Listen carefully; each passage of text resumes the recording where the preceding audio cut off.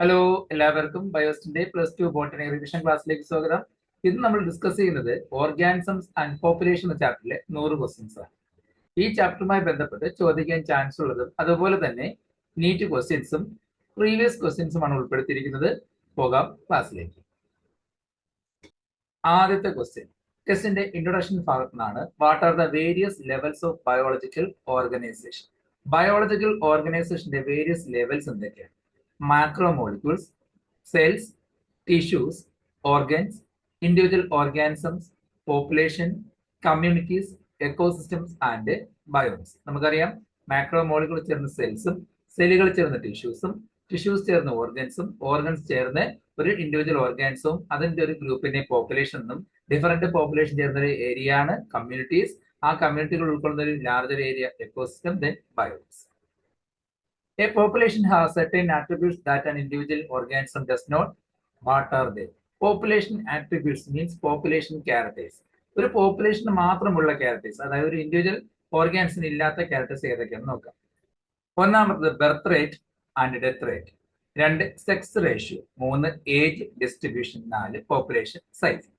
ഇതൊക്കെയാണ് ഒരു പോപ്പുലേഷന്റെ പ്രധാനപ്പെട്ട characters, features or attributes. If the age distribution is plotted for the population, the resulting structure is called an age pyramid. ഈ ഒരു പോപ്പുലേഷനകത്തുള്ള different ഏജസുകൾ നമ്മൾ ഒരു graphical representation ചെയ്യുകയാണെങ്കിൽ കിട്ടുന്ന പിരമിഡ് ലൈക്ക് സ്ട്രക്ചർ നമ്മൾ ഏജ് പിരമിഡ് എന്നാണ് പറയുന്നത്. അതിനകത്ത് വരുന്ന ഡിഫറെന്റ് ഏജസ് ഏതൊക്കെയാണ് നോക്കാം. Which are the different age groups in the population? Pre reproductive, reproductive and post reproductive. Pre reproductive നമുക്കറിയാം സെക്ഷുവൽ റീപ്രൊഡക്ഷൻ കപ്പാസിറ്റി അറ്റൈൻ ചെയ്യാത്ത കുഞ്ഞുങ്ങൾ പോലുള്ള ഓർഗാനിസം. ദെൻ അറ്റൈൻ ചെയ്തവർ റീപ്രൊഡക്റ്റീവ്, അത് കഴിഞ്ഞിട്ടുള്ള പോസ്റ്റ് റീപ്രൊഡക്റ്റീവ് വയസ്സായവ. That the name of different types of age pyramid. ഇതിന്റെ ബേസിൽ നമ്മൾ പിരമിഡ് വരയ്ക്കുമ്പോൾ എല്ലാ പോപ്പുലേഷനും ഒരുപോലെ ആയിരിക്കില്ല ഡിഫറെന്റ് ഏജസ് കാണപ്പെടുന്നത്. അതിന്റെ ബേസിൽ പോപ്പുലേഷൻ പിരമിഡ് 3 തരത്തിലുണ്ട്. എക്സ്പാൻഡിംഗ് പോപ്പുലേഷൻ കാണിക്കുന്ന പിരമിഡ്, സ്റ്റേബിൾ പോപ്പുലേഷൻ കാണിക്കുന്ന പിരമിഡ്, ഡിക്ലൈനിങ് പോപ്പുലേഷൻ കാണിക്കുന്ന pyramid. Fill up the blank suitably. Mortality, that is the number of death in population during given period. ഒരു പർട്ടിക്കുലർ ടൈമില് ഒരു പോപ്പുലേഷനകത്തുണ്ടായ ഡെത്തിന്റെ നമ്പറിനെ സൂചിപ്പിക്കുന്ന വാക്കാണ് മോർട്ടാലിറ്റി എങ്കിൽ dash. The number of birth in the population during given period. ബർത്തിനെ സൂചിപ്പിക്കുന്ന വാക്ക് ഏതാണ്? നേറ്റാലിറ്റി. The number of birth during given period in the population that are added to initial density referred to as. ആദ്യം ഉണ്ടായ പോപ്പുലേഷനിലേക്ക് വീണ്ടും വീണ്ടും പുതിയ യങ്വൺസ് ആഡ് ചെയ്ത് വരുന്ന പോപ്പുലേഷന്റെ എണ്ണത്തിന് എന്ത് പറയാം? നേറ്റാലിറ്റി എന്ന് പറയാം. Observe the figure given below. തന്നിരിക്കുന്ന ചിത്രം പരീക്ഷയ്ക്ക് സ്ഥിരം ചോദിക്കുന്ന ക്വസ്റ്റ്യൻ ആണ്. 3 പിരമിഡ് ABC തന്നിട്ടുണ്ട്. ഇത് ഏതൊക്കെയാണ്? അപ്പൊ അതുമായി ബന്ധപ്പെട്ട ക്വസ്റ്റ്യനുകളുണ്ട്. What are age pyramid? If the age distribution is plotted for the population, the resulting structure is called an age pyramid. നേരത്തെ പറഞ്ഞായിരുന്നു. A എന്തായിരിക്കും? Expanding population. B stable population. C declining population. In a growing population of a country, what is the status of age structure? ഒരു population grow ചെയ്തുകൊണ്ടിരിക്കുന്ന കൺട്രിയിലെ population അതിൻ്റെ അകത്തുള്ള ഏജസിന്റെ സ്ട്രക്ചറിന്റെ status എന്തായിരിക്കും? 4 option തന്നിട്ടുണ്ട്. നമുക്കറിയാം ഗ്രോയിങ് പോപ്പുലേഷൻ കാണിക്കുകയാണെങ്കിൽ അവിടെ പ്രീ റീപ്രൊഡക്റ്റീവ് കൂടുതലും, reproductive അതിനേക്കാൾ കുറവും, ദെൻ പോസ്റ്റ് റീപ്രൊഡക്റ്റീവ് അതിനേക്കാൾ കുറവുമായിരിക്കും അല്ലെ. അപ്പൊ pre reproductive individuals are more than reproductive individuals. ആ ഓപ്ഷൻ ആണ് കറക്റ്റ് ആയിട്ട്. If the number of pre reproductive individuals are very high, the population is growing. തിരിച്ചു ചോദിച്ചിരിക്കുകയാണ്. അപ്പോൾ എന്താ പ്രീ റീപ്രൊഡക്റ്റീവിന്റെ എണ്ണം വളരെ കൂടുതലാണെങ്കിൽ അത് ഏത് പോപ്പുലേഷൻ ആയിരിക്കും? ഗ്രോയിങ് പോപ്പുലേഷൻ ആയിരിക്കും. A biologist studying a population of mice found the following: natality 500, mortality 480, immigration 40, emigration 60. What is the net increase the population? ഒരു സയന്റിസ്റ്റ് അല്ലെങ്കിൽ ബയോളജിസ്റ്റ് പോപ്പുലേഷൻ ബന്ധപ്പെട്ട പഠനം നടത്തിയിട്ട് കിട്ടിയ നേറ്റാലിറ്റി, മോർട്ടാലിറ്റി, ഇമിഗ്രേഷൻ, എമിഗ്രേഷന്റെ അളവ് തന്നിട്ടുണ്ട്, എണ്ണം തന്നിട്ടുണ്ട് എങ്കിൽ അവിടുത്തെ കറന്റ് പോപ്പുലേഷൻ സൈസ് എത്രയാണ്? നമ്മളൊരു ഇക്വേഷനിൽ പഠിച്ചിട്ടുണ്ട്. NT+1 = NT + B+I - D+E. അപ്പൊ B എന്ന് പറഞ്ഞാൽ ബർത്ത് റേറ്റ് അല്ലെങ്കിൽ നേറ്റാലിറ്റി, I എന്ന് പറഞ്ഞാൽ ഇമിഗ്രേഷൻ, അത് രണ്ടും കൂട്ടുക, then death rate D, mortality E, emigration, അത് രണ്ടും കൂട്ടുക, അതിന്റെ ഡിഫറൻസ് എടുക്കാം. അങ്ങനെ എടുക്കുകയാണെങ്കിൽ നമുക്ക് കിട്ടുന്ന ആൻസർ എത്രയായിരിക്കും? 0 ആയിരിക്കും. കാരണം രണ്ടും കൂട്ടുമ്പോൾ ഒരേ നമ്പർ തന്നെ കിട്ടും. ബർത്ത് റേറ്റും ഇമിഗ്രേഷന്റെ സമ്മും ഡെത്ത് റേറ്റും എമിഗ്രേഷൻ സമ്മും എടുക്കുമ്പോൾ അത് ഈക്വൽ ആണ്. അതുകൊണ്ട് മൈനസ് ചെയ്യുമ്പോൾ 0 ആണ് ആൻസർ ആയിട്ട് കിട്ടുന്നത്. If a population of 30 lotus plants in a pond adds 25 new plants through reproduction and 8 die in a year, what is the birth rate? ഒരു കുളത്തിൽ 30 താമര ഉണ്ടായിരുന്നു. പുതുതായിട്ട് 25 താമര ഉണ്ടായി, 8 എണ്ണം നശിച്ചു പോയി. എങ്കിൽ ബർത്ത് റേറ്റ് എത്ര എന്നാണ്. അപ്പോൾ ഡെത്തിന്റെ ആവശ്യം ഇവിടെ വരുന്നില്ല, കാരണം ഡെത്തിന്റെ നമ്പറിന്റെ ആവശ്യം വരുന്നില്ല, കാരണം ബർത്ത് റേറ്റ് ആണ് ചോദിച്ചിരിക്കുന്നത്. ബർത്ത് റേറ്റ് കാണാൻ എന്ത് ചെയ്യും, number of individual add divide by initial number of population. പുതുതായിട്ട് ആഡ് ചെയ്ത് 25, ആദ്യം ഉണ്ടായിരുന്ന 30. അപ്പം നമുക്ക് ഡിവൈഡ് ചെയ്യുമ്പോൾ കിട്ടുന്ന എത്രയായിരിക്കും, 0.83 ആണ്. Number of individual present per unit area at A given time is called. ഒരു പർട്ടിക്കുലർ ടൈമിൽ ഒരു ഏരിയയിൽ ഉണ്ടാകുന്ന ആ സമയത്ത് ഉണ്ടാകുന്ന പോപ്പുലേഷന്റെ എണ്ണത്തിന് എന്ത് പേര് പറയും, population density. Population size technically called as dash. Population സൈസിന് ടെക്നിക്കലി എന്ത് പേരിൽ അറിയപ്പെടുന്നു, പോപ്പുലേഷൻ ഡെൻസിറ്റി എന്ന പേരിൽ അറിയപ്പെടുന്നു. Population density designated as dash. അതായത് പോപ്പുലേഷൻ ഡെൻസിറ്റിയെ സൂചിപ്പിക്കുന്ന letter n. In a lake, the number of fishes caught per trap is a good enough measure of its total population density. This is an example of dash.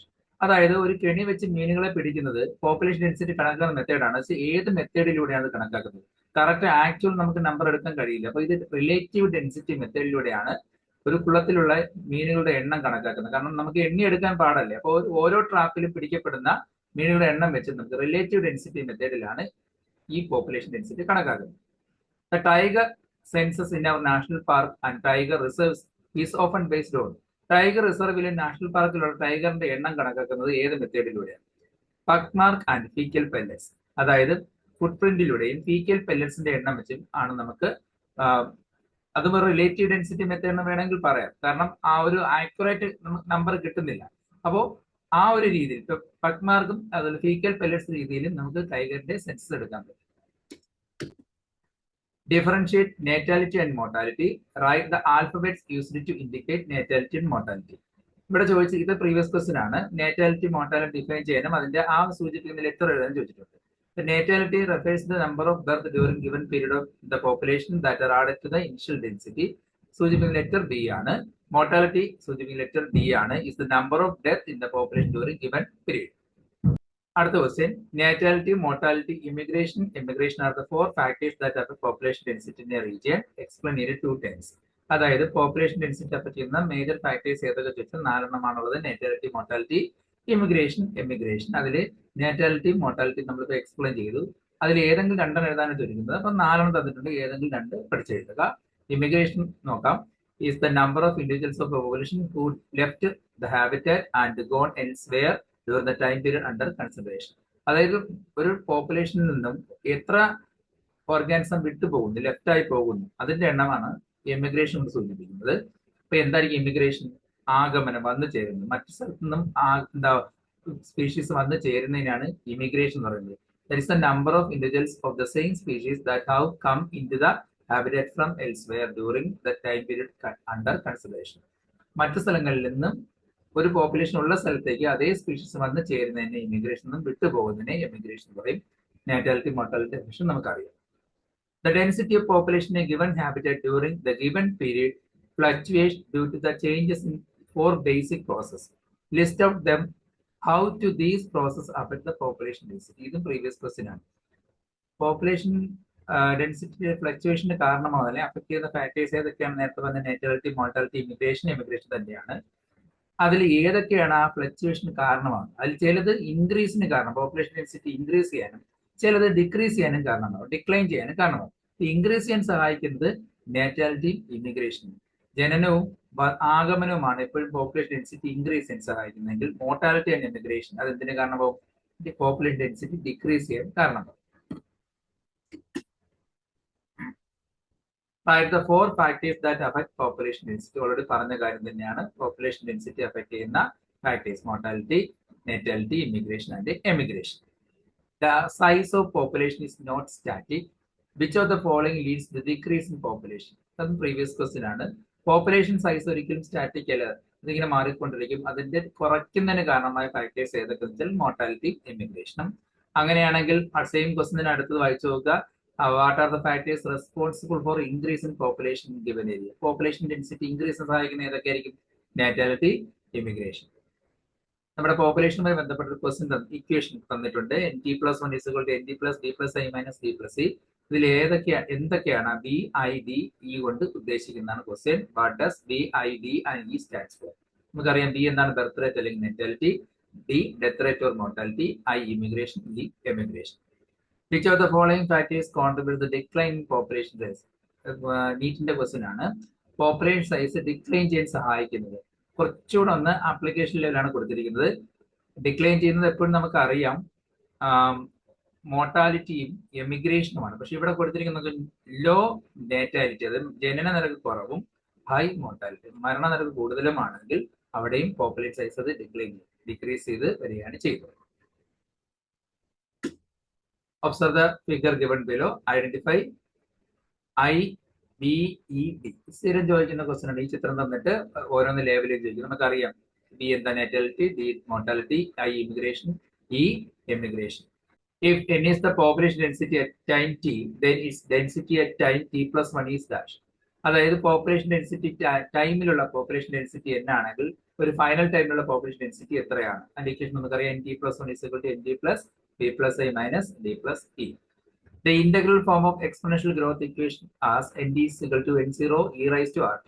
നമ്മൾ പഠിച്ചിട്ടുണ്ട് ഒരു exponential growth, രണ്ടു തരം growth ഉണ്ട്, എക്സ്പോണൻഷ്യലും ലോജിസ്റ്റിക്കും. അതിൽ exponential ഗ്രോത്തിന്റെ equation nt is equal to n0 e raised to rt. What does nt, n0, e and r indicating? ഇതിൽ ഓരോ ലെറ്ററും എന്തിനെ സൂചിപ്പിക്കുന്നു? nt population density after time t, n0 population density at time 0, r intensity rate of natural increase, e the base of logarithm value 2.71828. ആ value ഒന്ന് പഠിച്ചു വെച്ചിരിക്കും. Observe the equation dn by dt is equal to rn into k minus n by k. What do n, r, k stand for? Define k. Growth നമുക്കറിയാം രണ്ട് തരത്തിലുണ്ട്, logistic ഗ്രോത്തും exponential ഗ്രോത്തും. ഇത് logistic ഗ്രോത്തിന്റെ equation തന്നിരിക്കുന്നു. അതിൽ n എന്ന് പറയുന്നത് population density, r നമുക്കറിയാം intensity rate of natural increase, k carrying capacity. What is k? Define k എന്ന് കൊടുത്തിട്ടുണ്ട്. വാട്ട് ഈസ് k എന്ന് വെച്ചാൽ the limit beyond which no further growth of population is possible in natural habitat. അതായത് ഒരു പോപ്പുലേഷനെ natural habit ജീവിക്കാനുള്ള limit, ആ ലിമിറ്റിനാണ് ക്യാരിയിങ് കപ്പാസിറ്റി. അല്ലെങ്കിൽ ഇങ്ങനെ പറയാം, the number of individual, maximum number of individual can environment sustain. ഒരു എൻവയോൺമെന്റ് സസ്റ്റെയിൻ ചെയ്യാൻ കഴിയുന്ന മാക്സിമം നമ്പർ ഓഫ് ഓർഗാൻസിനെ വിളിക്കുന്ന പേരാണ്, എണ്ണത്തിന് വിളിക്കുന്ന പേരാണ് ക്യാരിയിങ് കപ്പാസിറ്റി എന്ന് പറയും. Observe the figure given below. Identify the population growth curve A and B. എയും ബി ഏത് കർവാണ്? എ നമുക്കറിയാം exponential of geometric curve, B എന്നുള്ളത് ലോജിസ്റ്റിക് കർവ്, ബെർഹാസ്-പേൾ ലോജിസ്റ്റിക് കർവാണ് B. What do r and K indicate? ഈ കേസിലെ ആറും K എന്താണ് നമുക്കറിയാം, നേരത്തെ പറഞ്ഞ കാര്യങ്ങളാണ്, ഇനി വീണ്ടും എക്സ്പ്ലെയിൻ ചെയ്യുന്നില്ല.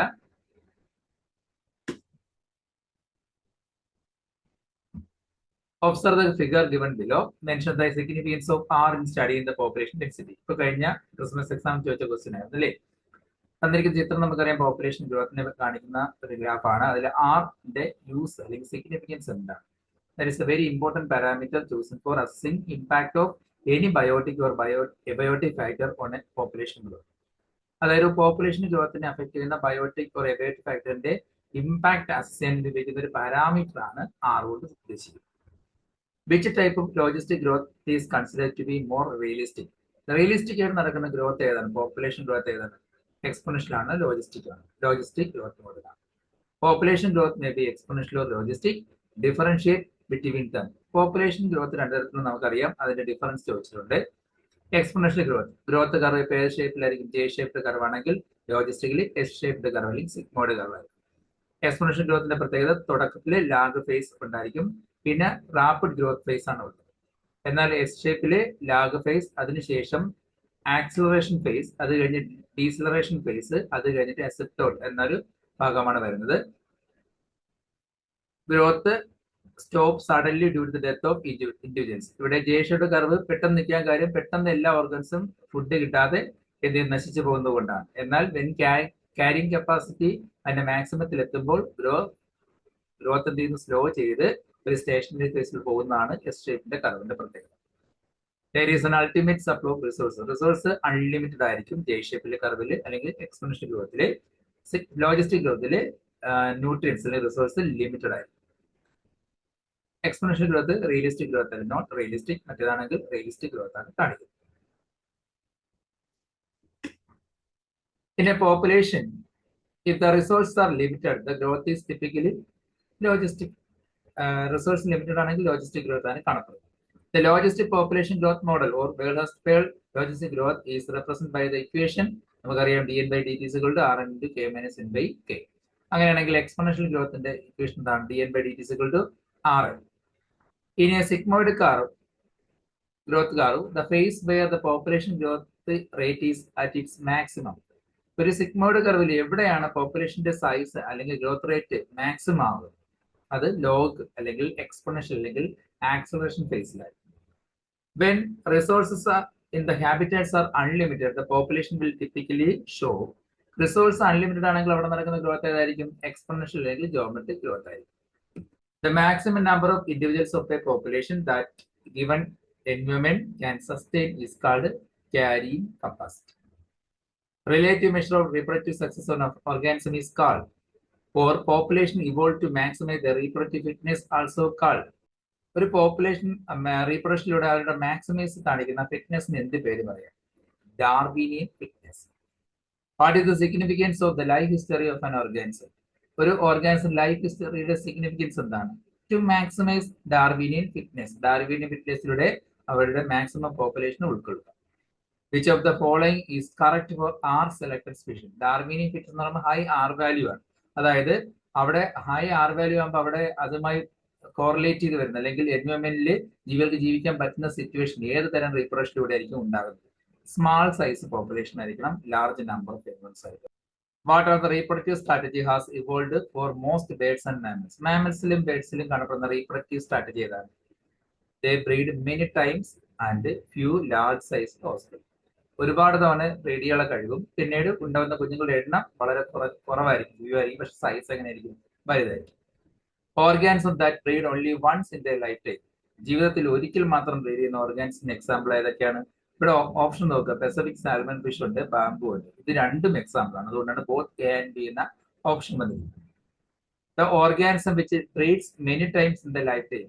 ലൈഫ് ടൈമിൽ എപ്പോഴും പലതവണ ബ്രീഡ് ചെയ്യാൻ കഴിയുന്ന ഓർഗാനിസം ഇതിൽ ഏതാണെന്ന് വെച്ചാൽ മാമൽസ് തന്നെയാണ്. Which of the following is an example of the organism that produce A large number of small size population? കൂടുതൽ എണ്ണത്തിൽ ചെറിയ സൈസിൽ എനിമൽസിനെ പ്രൊഡ്യൂസ് ചെയ്യുന്ന അല്ലെങ്കിൽ പോപ്പുലേഷൻ പ്രൊഡ്യൂസ് ചെയ്യുന്ന എക്സാമ്പിൾ ഏതാണ്? നേരത്തെ പറഞ്ഞിരിക്കുന്ന എക്സാമ്പിൾ തന്നിട്ടുണ്ട്. Humans, oyster or pelagic fishes, mammals, birds. അപ്പൊ ഇവിടെ വന്നിരിക്കുന്നത് പെലാജിക് ഫിഷസും ഓയിസ്റ്റേഴ്സുമാണ് കൂടുതൽ എണ്ണത്തിൽ ചെറിയ സൈസിലെ പോപ്പുലേഷൻ പ്രൊഡ്യൂസ് ചെയ്യുന്നത്. Which of the following is an example of organism that produces a small number of large sized organisms? നേരത്തെ പറഞ്ഞത് തന്നെയാണ്, സ്മാൾ നമ്പറിൽ ലാർജ് സൈസിലുള്ള പോപ്പുലേഷൻ ഉണ്ടാക്കുന്നത് മാമൽസ് തന്നെയാണ്. Population interaction may be beneficial or not. Write the 3 interaction details. Population interactions എന്ന് പറഞ്ഞാൽ നമുക്കറിയാം ഓരോ പോപ്പുലേഷനും മറ്റൊരു ജീവിയായിട്ടും ഇന്ററാക്ട് ചെയ്യുന്നുണ്ട്. അത് ബെനിഫിഷ്യൽ ആവും, അല്ലാതിരിക്കും, ദോഷമാകാം. അതിൽ ഏതെങ്കിലും 3 എക്സ്പ്ലെയിൻ ചെയ്യുന്നത്. അപ്പോൾ എല്ലാം തന്നിട്ടുണ്ട്, അതിൽ ഏതെങ്കിലും 3 പഠിച്ചു വെച്ചിരിക്കുക. ഒന്ന് പ്രെഡേഷൻ. അതിന്റെ പ്രത്യേകത നമുക്കറിയാം, beneficial to the predator and harmful to the prey. ഇവിടെ പ്രെഡേറ്ററിന് മാത്രമേ ബെനിഫിറ്റ് ഉള്ളൂ, പ്രേക്ക് ദോഷമാണ്. പ്ലസും മൈനസും symbol. Competition harmful to both organism at the fittest shall survive. തുടക്കത്തിൽ 2 പേർക്കും ദോഷം തന്നെയായിരിക്കും, പിന്നീട് അവസാനം ജയിക്കുന്ന ആൾക്ക് മാത്രമേ ഒരു പോസിറ്റീവ് കിട്ടാറുള്ളൂ. പക്ഷെ തുടക്കത്തിൽ 2 പേർക്കും ദോഷമായതുകൊണ്ട് നെഗറ്റീവ് ആണ് സിമ്പിൾ. പാരസൈറ്റിസം. ഇവിടെ പാരസൈറ്റ് മാത്രമേ ബെനിഫിറ്റ് ഉള്ളൂ, ഹോസ്റ്റ് ഹാംഡ് ആണ്, പോസിറ്റീവ് നെഗറ്റീവ് സിമ്പിൾ. കമൻസൈലിസം. കമൻസൈലിന്റെ പ്രത്യേകത, one is benefited, other is neither benefited nor harmed. ഒരാൾക്ക് ബെനിഫിറ്റ് ഉണ്ട്, മറ്റേ ബെനിഫിറ്റും ഇല്ല, ഹാമും ഇല്ല, പ്ലസും 0. Mutualism, both the partners are benefit. 2 പാർട്ട്നേഴ്സിനും ഗുണമുള്ളതായിരിക്കും മ്യൂച്വലിസം, പ്ലസ്. കമൻസൈലിസം, ഒരാൾ എന്താണ് അൺഅഫക്റ്റഡ് ആയിരിക്കും, മറ്റേ ആൾ ഹാംഡ് ആയിരിക്കും. ഒരാൾക്ക് ദോഷവും മറ്റേ അൺഅഫക്റ്റഡ് ആണെങ്കിൽ അത് അമൻസൈൽസിന് example, negative 0. Fill in the blanks. സ്ഥിരം ചോദിക്കുന്ന ടൈപ്പ് ക്വസ്റ്റ്യൻ ആണ്. ഇവിടെ ഇപ്പൊ ഞാൻ നെയിം ഓഫ് ഇന്ററാക്ഷൻ ആണ് ഫിൽ ചെയ്തിരിക്കാൻ ചോദിച്ചിരിക്കുന്നത്. എന്നാൽ പകരം മ്യൂച്വലിസം തന്നിട്ട് ആ സിമ്പിൾ ഫിൽ ചെയ്യാൻ ചോദിക്കും. അപ്പൊ മ്യൂച്വലിസം തന്നിട്ട് സിമ്പിൾ ഏത്? ഇപ്പൊ 2 പ്ലസ് ഇടുക.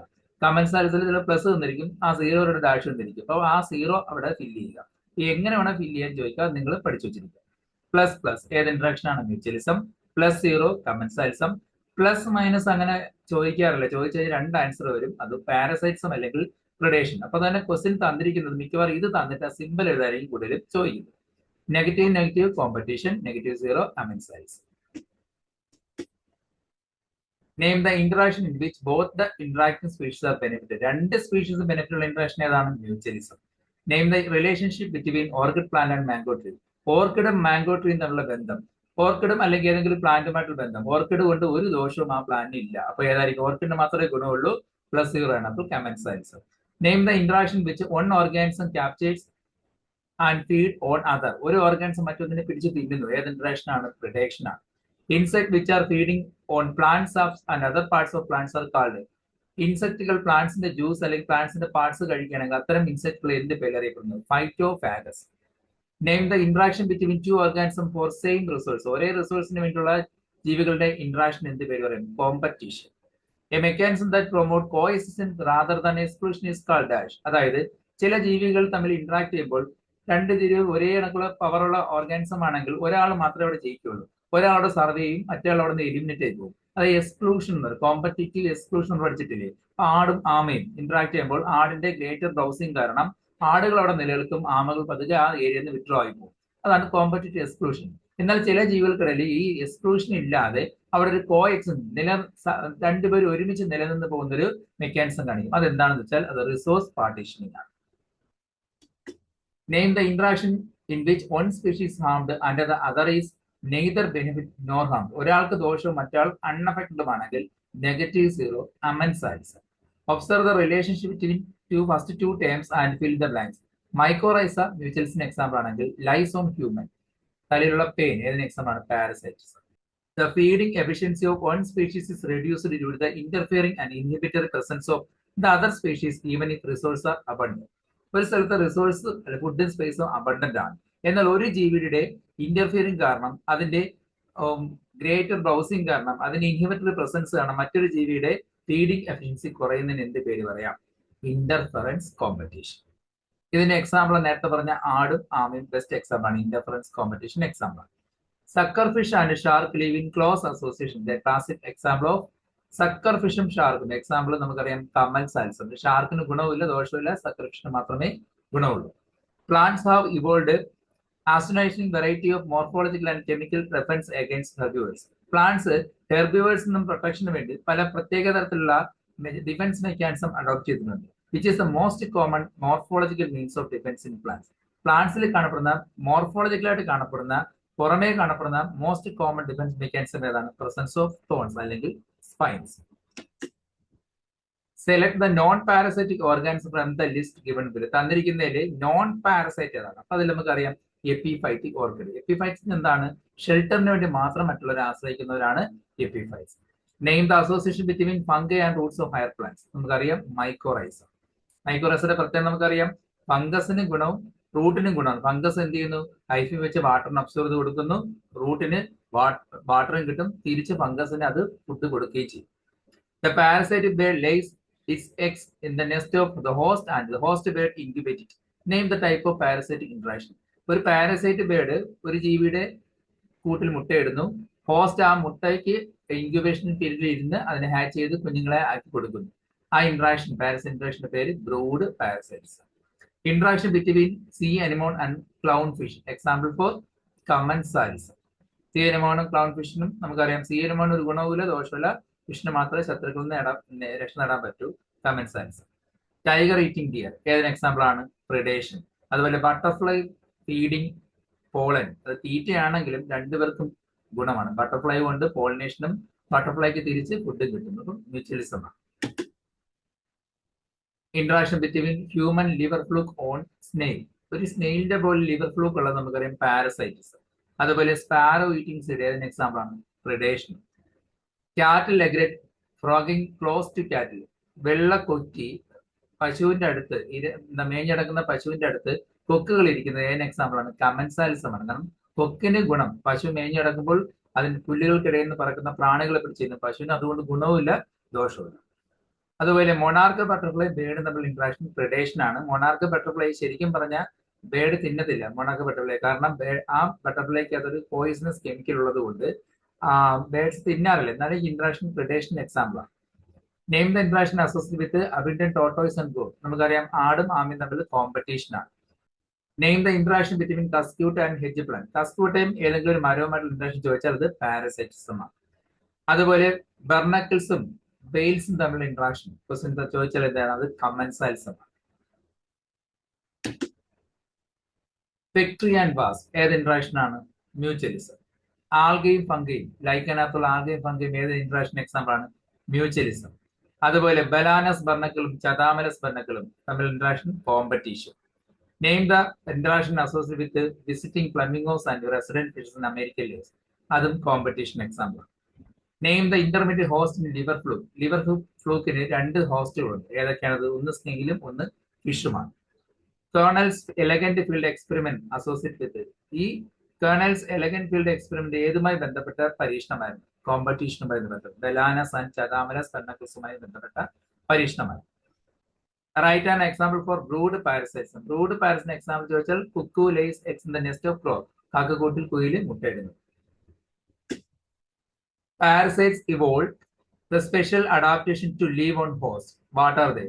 Parasites ഹോസ്റ്റിന്റെ ബോഡിയിൽ ജീവിക്കാൻ ചില സ്പെഷ്യൽ അഡാപ്റ്റേഷൻ ഉണ്ടായിരിക്കും. എന്തൊക്കെയാണ്? ഒന്ന്, loss of unnecessary sense organ, അതുപോലെ presence of adhesive organ like suckers, hooks, then അതുപോലെ loss of digestive system, high reproductive capacity. Differentiate ectoparasite and endoparasite. Give an example for each. അതായത് എക്ടോപാരസൈറ്റും എൻഡോപാരസൈറ്റും തമ്മിലുള്ള വ്യത്യാസം, പിന്നെ ഓരോ എക്സാമ്പിൾ എഴുതുക. Parasite present on the surface of host. ഹോസ്റ്റിന്റെ സർഫസിൽ കാണുന്ന പാരസൈറ്റ് ആണ് ectoparasite. Example lice on human, ടിക്സ് on dog and cuscuta on plant. അപ്പൊ എന്തായിരിക്കും endoparasite? Parasite inside of the host organ. ഹോസ്റ്റിന്റെ ഉള്ളിൽ കാണുന്നതാണ് എൻഡോപാരസൈറ്റ്. അതിപ്പം ലിവർ ആവാം, കിഡ്നിയ, ലങ്സ് എവിടെയാണോ ആകാം. എക്സാമ്പിൾ ലിവർ ഫ്ലൂക്കും malarial parasite. Plasmodium example. Predation is an interaction has greater significant nature. Write down the 2 significance of predation. Predation നമ്മുടെ പ്രകൃതിയിൽ ഒരുപാട് സിഗ്നിഫിക്കൻസ് അല്ലെങ്കിൽ ഒരുപാട് നേട്ടങ്ങളുണ്ട്. That is why predation is called prudent nature. അങ്ങനെ ഒരു ക്വസ്റ്റ്യൻ ചോദിച്ചാൽ, ജസ്റ്റിഫൈ ചെയ്യുന്ന ക്വസ്റ്റ്യൻ ചോദിച്ചാൽ എന്താ? predation കൊണ്ടുള്ള നേട്ടങ്ങളോ predation റോളോ സിഗ്നിഫിക്കൻസ് ചോദിച്ചാൽ, predation act as channel of energy transfer across trophic level. ഓരോ ജീവിയെ പിടിച്ച് തിന്നുന്ന വഴി ഒരെണ്ണത്തിലുള്ള എനർജി മറ്റൊരു ജീവിയിലേക്ക് ട്രാൻസ്ഫർ ആവുകയാണ് ചെയ്യുന്നത്. They keep prey population under control. പ്രേയുടെ എണ്ണം കൂടാതെ നോക്കുന്നത് predator ആണ്. Biological control method adopted in agriculture pest control are based on this predation. അതായത് ഈ predation ബേസിലാണ് കൃഷിസ്ഥലങ്ങളിലെ കീടങ്ങൾ കൂടാതെ ബയോളജിക്കൽ പെസ്റ്റ് കൺട്രോൾ, കീടങ്ങൾ കൂടാതെ നോക്കുന്നത് തവളയും മറ്റുമാണല്ലോ. അപ്പൊ കീടത്തിന്റെ നിയന്ത്രണം നടക്കുന്നത് predation-ലൂടെയാണ്. Also helps in maintaining species diversity in community. ഒരു കമ്മ്യൂണിറ്റിയിലെ സ്പീഷീസ് ഡൈവേഴ്സിറ്റി മെയിൻറ്റെയിൻ ചെയ്ത്, കൂടുകയും കുറയും ചെയ്ത് മെയിൻറ്റെയിൻ ചെയ്ത് ബാലൻസ് ചെയ്യുന്നത് predation ആണ്. So that is why predation is called prudent in nature. Define Gauss competition exclusion principle. സ്ഥിരം ചോദിക്കുന്ന ഒരു ക്വസ്റ്റ്യൻ ആണ്. അപ്പൊ ഈ പ്രിൻസിപ്പൾ കാണാതെ പഠിച്ച് എഴുതുക. Gauss competition exclusion principle states that 2 closely related species competing for same resources cannot coexist indefinitely, and the competitively inferior one will be eliminated eventually. അതായത് 2 ക്ലോസ്ലി റിലേറ്റഡ് ജീവികൾ തമ്മിൽ ഒരു സ്ഥലത്ത് ജീവിക്കുകയാണെങ്കിൽ, ഇപ്പൊ ആടും ആമയും ജീവിക്കുകയാണെങ്കിൽ, അവിടെ ആർക്കാണോ സുപ്പീരിയർ ക്വാളിറ്റി കൂടുതൽ, കോമ്പറ്റിറ്റീവ്ലി സുപ്പീരിയർ ആയിട്ടുള്ള ഓർഗാനിസം ആ ഇൻഫീരിയർ ആയിട്ടുള്ള ഓർഗാനിസം അവിടെ നിന്ന് എലിമിനേറ്റ് ചെയ്യും. That is called competitive exclusion principal propose ചെയ്തത് ഗോസ് ആണ്. Explain competitive release. കഴിഞ്ഞ സെക്കൻഡ് ടൈം ക്വസ്റ്റ്യൻ ഉണ്ടായിരുന്നു, എന്താണ് competitive release? A species whose distribution is restricted to a small geographic area because of the presence of competitively superior species is found to expand its distributional range dramatically when the competitive species is experimentally removed. നേരത്തെ പറഞ്ഞ ആടും ആമയുടെ case എടുക്കാം. അവിടെ ഒരു competitive superior ഉള്ള ആടിന്റെ presence കാരണം ആമകൾ എന്ത് ചെയ്തു? അവിടെ നിന്ന് പതിയെ വിഡ്രോ ചെയ്ത് പോയി. ആ ഏരിയ ജോഗ്രഫിക് ഏരിയയിൽ നിന്ന് വിഡ്രോ ചെയ്ത് പോയി. ആടുകളെണ്ണം ക്രമാതീതമായിട്ട് കുറയുകയാണെങ്കിൽ പഴയതുപോലെ ആമകൾ എന്ത് ചെയ്യും? ആ പ്രദേശത്ത് എക്സ്പാൻഡ് ആവും. അതാണ് കോമ്പറ്റിറ്റീവ് റിലീസ്. അതായത് അവരെക്കാൾ സുപ്പീരിയർ ആയിട്ടുള്ള അനിമൽസ് അവിടെ നിന്ന് എലിമിനേറ്റ് ആയി പോവുകയാണെങ്കിൽ ആ ഇൻഫീരിയർ അനിമൽസ് വീണ്ടും അവിടെ എസ്റ്റാബ്ലിഷ്ഡ് ആവും. The weed calotropis grow in abundant field show a specialized defense mechanism against their predators. Justify. നമ്മുടെയൊക്കെ ഉപേക്ഷിക്കുന്ന സ്ഥലങ്ങളിലും റോഡ് സൈഡിലൊക്കെ കലോട്രോപ്പിസ് എരിക്ക് വളരുന്ന കാണാൻ കഴിയും. ഈ എരിക്കിൽ ഒരു പ്രത്യേകതരം ഡിഫൻസ് മെക്കാനിസം, എന്താ പ്രെഡേറ്ററിൽ നിന്ന് രക്ഷപ്പെടാനുള്ള ഒരു ഡിഫൻസ് മെക്കാനിസം കാണിക്കുന്നത്. എന്താണത്? അതായത് they produce highly poisonous cardiac glycosides. Highly poisonous ആയിട്ടുള്ള ഒരു കാർഡിയാക് ഗ്ലൈക്കോസിന് കെമിക്കൽ പ്രൊഡ്യൂസ് ചെയ്യും. അത് അതിനെ തിന്നാൻ വരുന്ന കാറ്റിൽസിനെയോ ബോട്ടിനെ അഫക്ട് ചെയ്യുന്നതുകൊണ്ട് അങ്ങനെയുള്ള അനിമൽസ് അതിനെ തിന്നാറുണ്ട്. How does Mediterranean orchid ophrys ensure guarantee pollination by bees? എങ്ങനെയാണ് മെഡിറ്ററേനിയൻ ഓർക്കിഡ് ഓഫ്രൈസ് ഒരു പോളിനേഷൻ, ബീസിലൂടെ ഗ്യാരണ്ടീഡ് പോളിനേഷൻ നൽകുന്നത്? ഇത് കഴിഞ്ഞ വർഷത്തെ ക്വസ്റ്റ്യൻ ആയിരുന്നു. നമുക്കറിയാം ഇതിന്റെ പെറ്റൽ, ഓർക്കിഡിന്റെ പെറ്റൽ ഫീമെയിൽസുമായിട്ട് വളരെയധികം റിസംബ്ലൻസ് കാണിക്കുന്നതുകൊണ്ട് തന്നെ ആ ഫീമെയിൽ ബി ആണ് തെറ്റിദ്ധരിച്ച് മെയിൽ ബി എന്ത് ചെയ്യുന്നു, ആ പൂവിലേക്ക് അട്രാക്റ്റഡ് വരികയും അവിടെ പോളിനേഷൻ നടക്കുകയും ചെയ്യുന്നു. ഈ ഒരു മെക്കാനിസം നമ്മൾ സ്യൂഡോ കോപ്പുലേഷൻ പറയും. അത് പിന്നീട് കോ എക്സിസ്റ്റൻസിന് കാരണമാകും. ഇങ്ങനൊരു മെക്കാനിസത്തിൽ മാത്രമേ അവർക്ക് സർവേ ചെയ്യാൻ കഴിയൂ. സ്യൂഡോ കോപ്പുലേഷൻ, ലൈംഗിക കാപല്യം അല്ലെങ്കിൽ സെക്ഷൽ ഡെസിറ്റ് എന്ന മെക്കാനിസത്തിലൂടെയാണ് ആ പോളിനേഷൻ ഇവിടെ ഗ്യാരണ്ടീഡ് ആകുന്നത്. അപ്പോൾ അത് വായിച്ചു നോക്കി നന്നായിട്ട് എഴുതും. Prey species have evolved various different mechanisms to lessen the impact of predation. Write any one example from animal. നേരത്തെ പറഞ്ഞ അനിമൽസും ഡിഫൻസ് മെക്കാനിസം കാണിക്കാറുണ്ട് പ്രെഡേറ്ററിൽ നിന്ന്. ഏതെങ്കിലും ഒന്ന് ചോദിക്കുന്നത് വെച്ചാൽ certain insect and frog are skeptically colored called as camouflage. ചില ഇൻസെക്റ്റും ഫ്രോഗും ചില പ്രത്യേക കളറിലൂടെ ആ പ്രെഡേറ്ററിൽ നിന്ന് രക്ഷപ്പെടാൻ അവർ അവോയ്ഡ് ചെയ്യാൻ കളർ ചെയ്തിലൂടെ കാണിക്കാറുണ്ട്. അതിനെ ക്യാമോഫ്ലാഗ് എന്നാണ് പറയുന്നത്. ചില സ്പീഷീസുകൾ പോയിസണസ് ആയിരിക്കും. അവരുടെ ബോഡിയിൽ പോയിസണസ് ഉള്ളത് കൊണ്ട് തന്നെ പ്രെഡേറ്റർ അറ്റാക്ക് ചെയ്യാറില്ല. Monarch butterfly is highly distasteful to its predator because of the chemical present in it. അതായത് നേരത്തെ പറഞ്ഞത് മൊണാർക്ക് ബട്ടർഫ്ലൈയിൽ പ്രത്യേക അതിന്റെ കാറ്റർപില്ലർ സ്റ്റേജിൽ ഒരു പോയിസണസ് വസ്തു അഡോപ്റ്റ് ചെയ്യുന്നത് കൊണ്ട് തന്നെ ഈ ബട്ടർഫ്ലൈയെ ബേഡ്സ് ഒന്നും തിന്നാറില്ല. Predation are also help in maintaining species diversity in community. Justify your answer on the basis of starfish disaster field experiment conducted in American Pacific Coast. നേരത്തെ പറഞ്ഞു സ്പീഷീസിനെ ബാലൻസിന് സഹായിക്കുന്ന പ്രിഡേഷൻ എന്ന് പറഞ്ഞു. അതിന് ഒരു എക്സ്പെരിമെന്റ് നടന്നു, ഫീൽഡ് എക്സ്പെരിമെന്റ്, ഡിസാസ്റ്റർ സ്റ്റാർഫിഷിന്റെ എക്സ്പെരിമെന്റ് നടന്നു. അതിന്റെ ബേസിൽ ഇത് എക്സ്പ്ലെയിൻ ചെയ്യാൻ പറഞ്ഞിരിക്കുന്നത്. In field experiment, when all the starfish were removed from an enclosed intertidal area, more than 10 species of invertebrates become extinct within a year because of the interspecific competition. അതായത് starfish ആഹാരമായിക്കൊണ്ടിരുന്ന ഒരു ചെറിയ ഇൻവെർട്ടിബ്രസ് ആ ഏരിയയിൽ ഉണ്ടായിരുന്നു. സ്റ്റാർഫിഷുകളെ മൊത്തം അവിടെ റിമൂവ് ചെയ്തപ്പോൾ ഇൻവെർട്സിന്റെ എണ്ണം കൂടാൻ തുടങ്ങി. കാരണം സ്റ്റാർഫിഷ് ഇല്ലല്ലോ, പ്രെഡേറ്റർ ഇല്ലാത്തതുകൊണ്ട് പ്രേയുടെ എണ്ണം കൂടാൻ തുടങ്ങി. അവസാനം അവിടെ ഉൾക്കൊള്ളാൻ പറ്റുന്ന ആ ക്യാരിയിങ് കപ്പാസിറ്റിക്ക് എക്സീഡ് ചെയ്തുകൊണ്ട് പോപ്പുലേഷൻ എണ്ണം കൂടിയപ്പോൾ എന്ത് പറ്റി, അവർക്കിടയിൽ ഒരു കോമ്പറ്റീഷൻ വരികയും പിന്നീട് ആ ഫുഡ് കിട്ടാതെ എല്ലാവരും ചത്തുപോവുകയും ചെയ്തു. ഒരു വർഷത്തിനകത്ത് 10 സ്പീഷീസ് ചത്തുപോയെന്നാണ് പറയുന്നത്. അതായത് ഒരു സ്പീഷീസ് നിലനിൽപ്പ് മറ്റൊന്നിനെ ബാധിക്കുന്നുണ്ട് അല്ലെ. അപ്പൊ പ്രെഡേഷൻ ആ ഒരു സ്പീഷീസ് ഡൈവേഴ്സിറ്റി മെയിൻറ്റെയിൻ ചെയ്ത് പൊയ്ക്കൊണ്ടിരിക്കുകയായിരുന്നു. അപ്പൊ സ്റ്റാർഫിഷിന് മൊത്തം പോയപ്പം മറ്റേ സ്പീഷീസും കൂടെ അതിനെ അഫക്ട് ചെയ്യുകയും ചെയ്തു. Plants have evolved an astonishing variety of morphological and chemical defense against herbivores. Justify. നേരത്തെ പറഞ്ഞത് തന്നെയായിരുന്നു, പ്ലാന്റ്സും ചില മെക്കാനിസത്തിലൂടെ ഡിഫറെന്റ് മെക്കാനിസം കാണിക്കുന്നുണ്ട്. ഏതൊക്കെയാണ്? അക്വേഷ്യയിലും കാക്ടസിലും കാണപ്പെടുന്ന തോൺസുകൾ. നേരത്തെ പറഞ്ഞു ചില പ്ലാന്റ്സിന്റെ അകത്ത് ചില കെമിക്കൽസ് പ്രൊഡ്യൂസ് ചെയ്യും, പോയിസണസ് കെമിക്കൽസ്. അത് മറ്റു ജീവികൾക്ക് ഡൈജഷനെയോ റീപ്രൊഡക്ഷനെയോ ഒക്കെ ബാധിക്കുകയും അവരുടെ സർവേനെ ബാധിക്കുകയും ചെയ്യുന്നുണ്ട്. അതിനെ കഴിക്കാറില്ല. അതുപോലെ കലോട്രോപ്പസിൽ കാണപ്പെടുന്ന കാർഡിയക് ഗ്ലൈക്കോൾസ്, അതുപോലെ ചില പ്ലാന്റ്സിൽ കാണപ്പെടുന്ന നിക്കോട്ടിൻ, കഫൈൻ, ക്വിനൈൻ, സ്ട്രൈക്കിൻ, ഒപ്പിയം പോലുള്ള കെമിക്കൽ കണ്ടന്റുകൾ. നിക്കോട്ടിൻ നമുക്ക് പുകയില ചെടിയില്, കഫൈൻ കോഫിയില്, ക്വിനൈൻ സിങ്കോണയിലും, സ്ട്രൈക്കിനും കാഞ്ഞിര മരത്തിലും, ഒപ്പിയം പപ്പാവറിലെ കാണപ്പെടുന്ന കെമിക്കൽസ് ആണ്.